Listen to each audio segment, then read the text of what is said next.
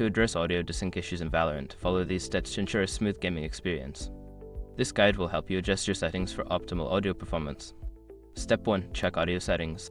Open Valorant and navigate to the Settings menu. Click on the Audio tab and ensure that the output device is set to the correct audio device you are using, such as headphones or speakers. Step 2. Adjust in-game audio levels.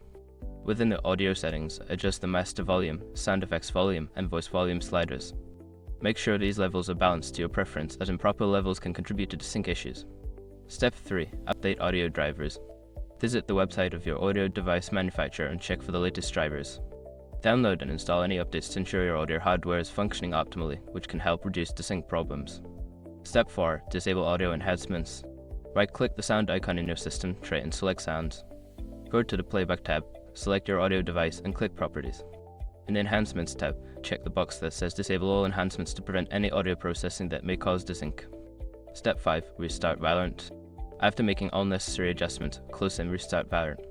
This ensures that all changes take effect and can help resolve any lingering audio desync issues. By following these steps, you should be able to effectively address audio desync in Valorant and enhance your gaming experience. Enjoy your game.